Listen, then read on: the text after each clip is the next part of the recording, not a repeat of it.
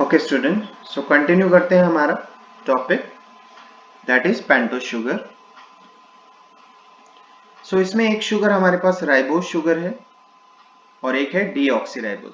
Deoxyribose sugar इसलिए इसे कहा जाता है क्योंकि सेकेंड पोजीशन पे ऑक्सीजन की यहाँ पर डेफिशिएंसी है।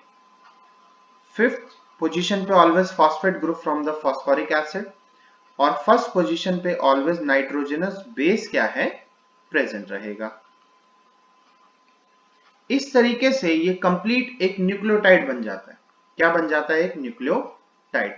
अगर हम बात करते हैं एक न्यूक्लियोटाइड की, तो न्यूक्लियोटाइड में हमारे पास नाइट्रोजनस बेस, राइबोज या deoxyribose sugar and phosphoric acid या फिर फॉस्फेट ग्रुप, ये तीन चीजें क्या है, प्रेजेंट रहती हैं। तो इस तरीके से हमारे पास ये फॉर्म, जब हम आरएनए स्टडी करते हैं तो उसमें हमारे पास राइबोज शुगर होती है और जब हम डीएनए स्टडी करते हैं तो उसमें हमारे पास डीऑक्सी राइबोज शुगर होती है। तो इस तरीके से बॉन्डिंग फॉर्म होके कंप्लीट तरीके से हम एक न्यूक्लियोटाइड्स की चेन स्टडी करते हैं, that is nucleotide chain, that is either DNA और आरएनए। सो ये हो गया हमारे पास पेंटोज शुगर से रिलेटेड टॉपिक। बॉन्डिंग हम स्टडी कर लेते हैं। डाइग्लिसराइड के केस में ग्लाइकोसाइडिक बॉन्डिंग किस तरीके से फॉर्म होती है, एक एग्जांपल ले लेते हैं। डाइसैकेराइड, जिसे माल्टोज का एग्जांपल ले लेते हैं। माल्टोज एक डाइसैकेराइड है जो ग्लूकोज प्लस ग्लूकोज यूनिट से जुड़ के बनता है।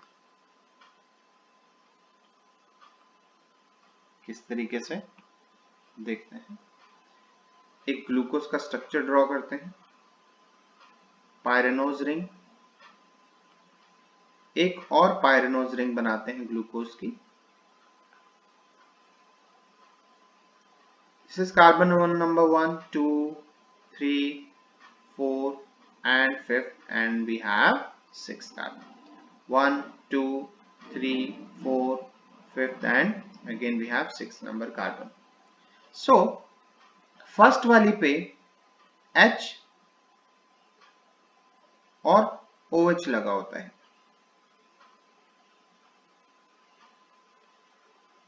मैं जस्ट जहां बॉन्डिंग बच्चे हमें बनानी है सिर्फ वही शो कर रहा हूं। यहां पर क्या होगा, इन दोनों के केस में वाटर रिमूवल होगा और वाटर रिमूवल होने के बाद फाइनली इस पार्ट की एक ऑक्सीजन और इस तरीके, तो this is fourth number carbon, this is 1। सो ये एक बॉन्ड बन गया ग्लाइकोसाइडिक बॉन्ड। कैसा बॉन्ड बन गया? ग्लाइकोसाइड। तो यहां वाला जो फर्स्ट नंबर कार्बन था उसका एल्डिहाइड ग्रुप यूज हुआ है और इधर वाले का क्या यूज हुआ है? OH group. लेकिन इस तरफ ये देखो कार्बन है तो CHO, aldehyde group is free है। यहां पर फंक्शनल ग्रुप क्या है? फ्री है, एल्डिहाइड। सो दैट्स व्हाई ये दोबारा से क्या कर सकता है? रिएक्ट कर सकता है। ठीक है, क्या कर सकते हैं ये? फर्दर और रिएक्ट कर सकते हैं। So this bond is known as glycosidic bond.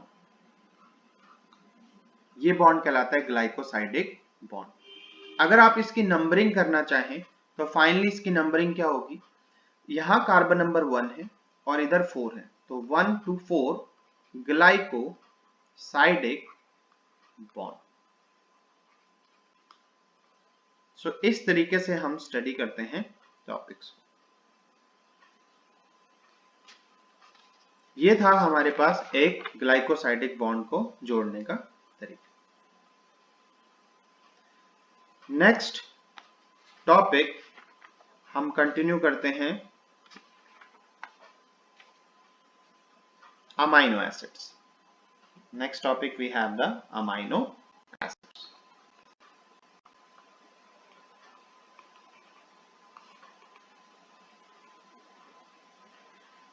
Twenty amino acids are required for the protein synthesis. For the protein synthesis. जो भी नेचर में प्रोटीन बन रहे हैं, अगर आप एक कंप्लीट प्रोटीन देखते हो, प्रोटीन सिंथेसिस, तो उसमें 20 amino acid means overall we have the 20 type of amino acids, जो क्या है प्रोटीन बनाने के लिए यूज होते हैं, नॉर्मली हम जो स्टडी करते हैं। सो अमाइनो एसिड्स, इनको स्मॉल फॉर्म में भी लिख देते हैं, कैपिटल में भी। Amino acids are the derivatives of what, methane. किसके डेरिवेटिव है? मीथेन के। देखिए किस तरीके से, मीथेन का फॉर्मूला है CH4, सो 4 हाइड्रोजन लगी हुई है, hydrogen atom are there with carbon. और अमाइनो एसिड्स का फॉर्मूला क्या होता है? सेंटर में कार्बन, एक हाइड्रोजन, एक तरफ COOH ग्रुप और एक तरफ NH2 ग्रुप और दूसरी तरफ एक R ग्रुप। ये क्या है? वेरिएबल होता है, ये चेंज होता है। बाकी 3 चीजें, ये COH, NH2 और H फिक्स होती हैं। क्या होती हैं? Fix. So this is a basic part and this is a acidic part. और वेरिएबल फॉर्म इसमें क्या है? R form. तो R जब जब चेंज होगा तब तब क्या है? अमाइनो एसिड क्या होते चले जाएंगे? चेंज होते चले जाएंगे। सो अगर हम स्टडी करें कि NH2 ग्रुप क्या है, अगर NH2 ग्रुप ज्यादा है या नंबर ऑफ प्रोटीन्स में NH2 ग्रुप की फॉर्मेशन ज्यादा प्रेजेंट है, तो ऑटोमेटिकली वो प्रोटीन पूरा बेसिक हो जाएगा। और अगर COH ग्रुप ज्यादा है तो वो क्या हो जाएगा? एसिडिक हो जाएगा। तो इसी तरीके से हमारे पास जो अमाइनो एसिड्स हैं, they are of neutral type, acidic and basic type.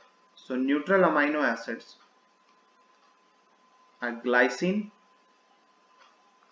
Serine, ये नाम है अमाइनो एसिड्स के। Basics alanine, arginine,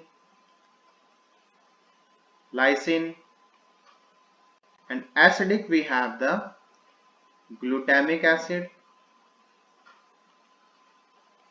aspartic acid. These are the amino acids. Amino acids को दो कैटेगरी में डिवाइड किया जा सकता है on the basis of essential amino acid and non essential amino acid. Essential amino acids वो होते हैं जो हमारी बॉडी सेंसाइज नहीं कर सकती, इसलिए हमें डाइट में क्या है वो लेने पड़ते हैं इन फॉर्म ऑफ फूड। और नॉन एसेंशियल अमाइनो एसिड वो हैं जो हमारी बॉडी सेंसाइज कर सकती है, तो वो हमें डाइट में लेने की जरूरत नहीं, क्योंकि जो फर्दर हमारे पास क्या है रॉ मटेरियल होगा उससे हम वो सेंसाइज कर लेंगे। सो एसेंशियल अमाइनो एसिड जो हमें क्या डाइट में चाहिए, वो जैसे we have the tryptophan, we have the methionine, we have phenylalanine,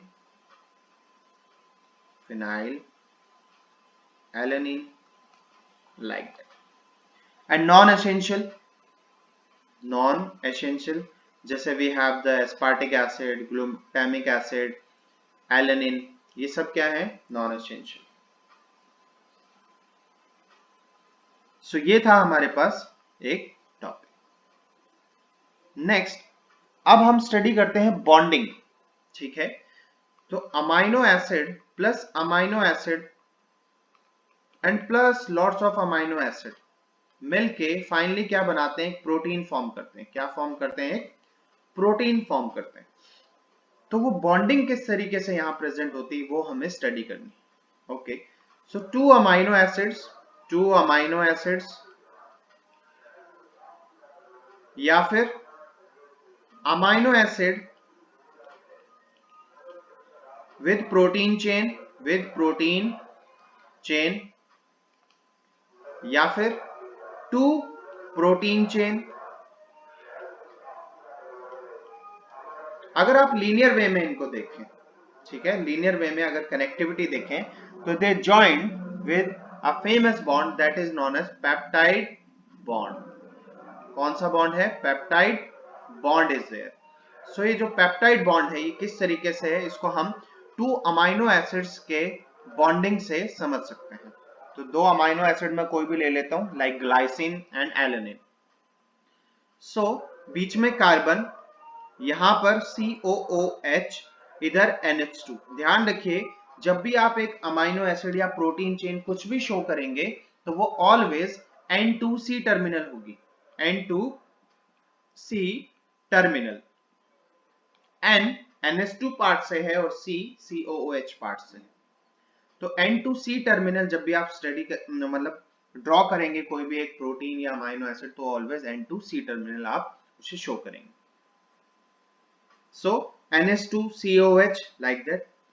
और यहां पर हमारे पास प्रेजेंट है, और जो R ग्रुप होता है उसकी जगह क्या आ गया, H आ गया। तो दिस, जब जो दोनों जगह H लगा हो तो ये अमाइनो एसिड कहलाता है ग्लाइसिन। क्या कहलाता है, ग्लाइसिन। नेक्स्ट COOH, इधर हमारे पास ग्रुप है NH2, यहां पर हमारे पास H है, और R की जगह अगर मैं CH3 लगा दूं तो ये अमाइनो एसिड क्या कहलाता है, एलेनिन। क्या कहलाता है, एलेनिन। ओके, अब इनकी बॉन्डिंग स्टडी करते हैं। इसको देखिए, hold a second. COH part and NH2 part को, इनमें क्या होगा, अगर मान लो मैं इस N का H और H इस तरीके से लिखूं, सो ये चीज यहां से एक वाटर को रिमूव करवाएगी। बॉन्ड जब बनेगा तो वाटर रिमूव होगा। तो फाइनली वी गेट CONH। तो ये जो CONH जो फॉर्मेशन हुई है यहाँ पे, this is known as peptide bond. ये क्या कहलाता है, पेप्टाइड बॉन्ड। सो प्रोटीन्स या अमाइनो एसिड में जो फेमस जो प्राइमरी बॉन्ड होता है वो क्या होता है, पेप्टाइड बॉन्ड होता है। इसी वजह से हम प्रोटीन चेन्स को क्या बोलते हैं, पॉलीपेप्टाइड चेन। हम क्या है, प्रोटीन चेन को बोलते हैं। That's why it is known as polypeptide chain. इसी चेन फॉर्मेशन से हम पूरा स्ट्रक्चर स्टडी करते हैं, किसका, प्रोटीन्स का। So our next is the structure of proteins. Next topic is the structure of protein. So first we have the primary structure. सबसे पहले हमारे पास क्या है, प्राइमरी स्ट्रक्चर है, किसका, प्रोटीन। प्राइमरी स्ट्रक्चर में हम क्या देखते हैं, that amino acids are joined by what, by which bond, by the peptide bond. That means amino acid plus amino acid plus amino acid and like that so on. So जो primary structure होता है protein का, जिसमें सिर्फ एक क्या है, number of amino acids present है, they are joined by peptide bond, so they basically are non functional. So normally they are non functional, ये कोई भी फंक्शन परफॉर्म नहीं करेंगे। ठीक। So on the ribosomes we know that protein factory are ribosomes, these formation occur। आप class 12th में पढ़ेंगे जो ट्रांसलेशन टॉपिक है, जिसमें प्रोटीन फॉर्मेशन होती है कि किस तरीके से डीएनए फाइनली कोड करता है एक प्रोटीन मॉलिक्यूल को। सो वो चीज राइबोसोम्स पे होती है। तो सिंपल वहां पे अमाइनो एसिड के साथ बाइंडिंग फॉर्म में एक प्रोटीन बनता है। बट यहां पे एक एक्सेप्शन है, that we have the insulin. Insulin एक प्राइमरी प्रोटीन स्ट्रक्चर है, बट वो फंक्शनल है। क्या है, function. Insulin is a primarily protein, insulin is a primarily protein, but it is functional। और इंसुलिन की वर्किंग आप सभी जानते। This is the primary structure. Next we have the secondary protein और the secondary structure. Secondary structure of protein.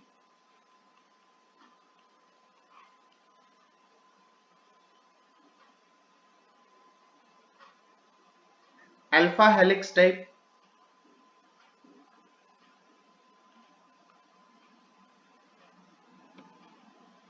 जो protein chain है वो arrange हो गई है अल्फा अल्फा हेलिक्स स्ट्रक्चर में, और इनके बीच में हाइड्रोजन बॉन्डिंग हो गई for the stability.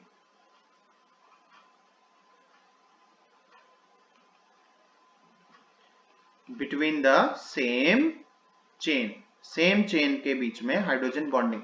Hydrogen bonding आपको पता ही होगी, हाइड्रोजन एटम जब दो इलेक्ट्रोनेगेटिव एलिमेंट्स के बीच में प्रेजेंट होता है तो जो बॉन्ड बनता है that is known as hydrogen bonding.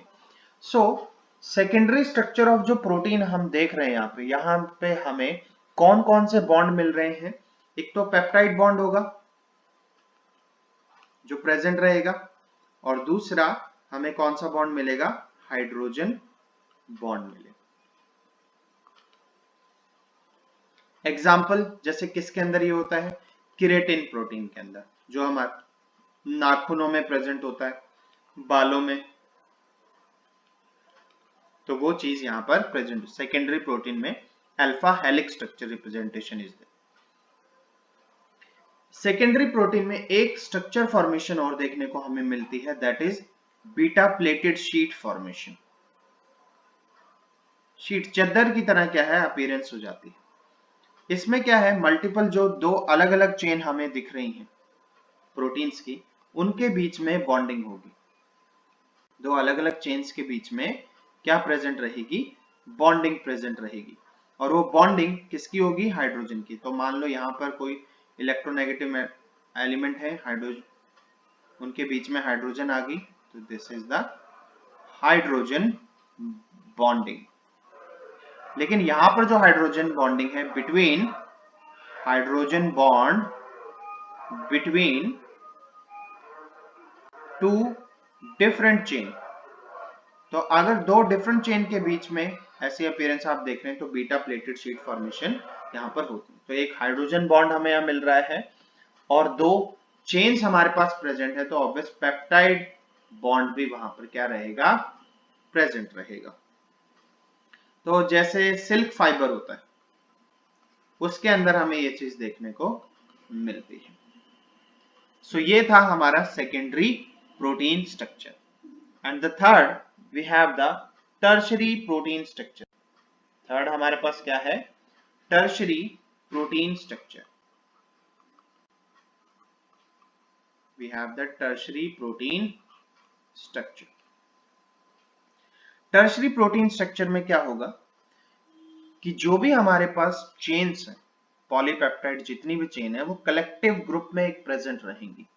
जैसे मैं ड्रॉ करता हूं रैंडम, मान लीजिए अल्फा हेलिक्स ये चेन हो गई, एक अल्फा हेलिक्स ये इस तरीके से, तो ये एक प्रोटीन कॉम्प्लेक्स बन गया हमारे पास। इस प्रोटीन कॉम्प्लेक्स में मान लीजिए इधर हाइड्रोक्सिल ग्रुप लगा हुआ है, कहीं यहाँ NH2 ग्रुप लगा हुआ है, और ये जो ग्रुप यहाँ पर प्रेजेंट है ये किसी न किसी एक सब्सटेंस को मान लो अपने पास आके रिएक्ट करवाने में हेल्प कर सकता है, या कोई एक सब्सटेंस इन पोजीशन पे आके बाइंड कर सकता है। सो ऐसी पोजीशन पे बाइंड करने के बाद सब्सटेंस में भी प्रोडक्ट जो रिएक्टेंट्स है वो प्रोडक्ट में कन्वर्ट हो, तो ये जगहें कुछ ना कुछ काम करना स्टार्ट कर देती हैं। सो जब एक प्रोटीन जो टर्शरी स्ट्रक्चर है उसमें जो चेन्स प्रेजेंट है, पॉलीपेप्टाइड जो चेन्स प्रेजेंट है, they have some special sites, ठीक है, in the structure, they are known as active sites. So let's suppose this is a substance which bind to both hydroxyl and NH2 group or the site. So therefore this structure, ये जो कितना भी जो भी complete structure हमने बनाया, it is specifically functional. It is specifically functional because special sites are present. Special sites are present and they termed as active sites. Special sites are present and these sites are termed as active sites. तो यहां पर बच्चे बनते हैं हमारे पास enzymes. यहां क्या बनते हैं? एंजाइम्स. तो टर्शरी स्ट्रक्चर जो प्रोटीन का होता है वो एंजाइम फॉर्म करता है because they have active sites. तो अब टर्शरी प्रोटीन स्ट्रक्चर्स में क्वेश्चन ये अराइज होता है कि बॉन्ड्स कौन कौन से प्रेजेंट रहेंगे. देखो पेप्टाइड बॉन्ड तो बिल्कुल ही रहेगा, वो तो ऑब्वियस है. और हेलिक्स स्ट्रक्चर हमें देखने को मिल रहा है, तो also hydrogen bond is also there. Ionic bond भी यहां पर रहेगा. ठीक है, जो भी चार्ज हमारे पास फाइनली प्रेजेंट रहेगा उसमें क्या नेगेटिव और पॉजिटिव के बेसिस पे आयनिक बॉन्ड फॉर्मेशन रहेगी. एंड द मोस्ट इंपॉर्टेंट और disulphide bond.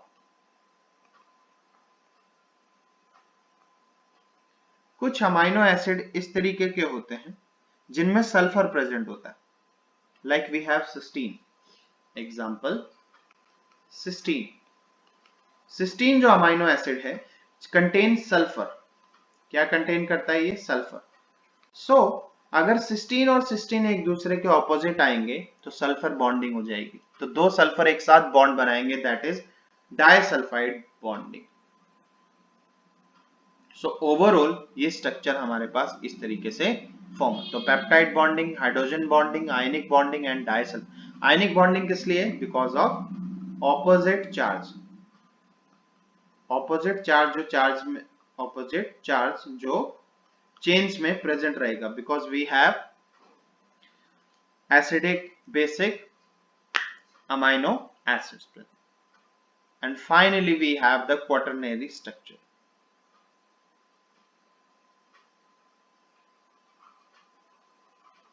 Quaternary structure, proteins structure. यहां पर क्या होगा, जो भी चेन्स होंगी वो कुछ इस तरीके से अरेंज होंगी कि उनकी अरेंजमेंट खुद में एक फंक्शनैलिटी क्या है डिसाइड करेगी.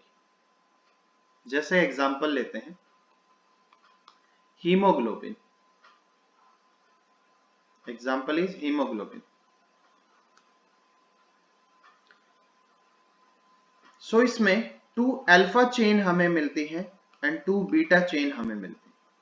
तो ये अल्फा और बीटा चेन आपस में कुछ इस तरीके से अरेंज होती हैं. तो ये जो स्ट्रक्चर यहां पर बना है, अब ये पूरा का पूरा एक स्ट्रक्चर क्या है, फंक्शनल की फॉर्म में एक्ट करता है.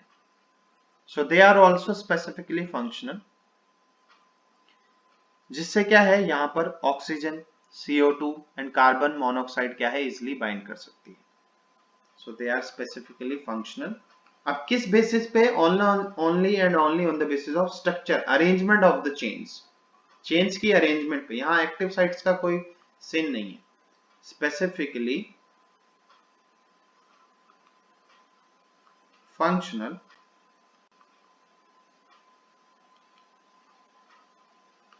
कैसे? They bind to O2, CO2, carbon monoxide. और बॉन्ड यहां पर भी वही रहेंगे, peptide bond, hydrogen bond, disulphide bond and ionic bond. तो ये था ओवरऑल बच्चे हमारे पास यहाँ पे टॉपिक किसका? प्रोटीन्स का. तो ये टॉपिक था हमारा प्रोटीन्स का.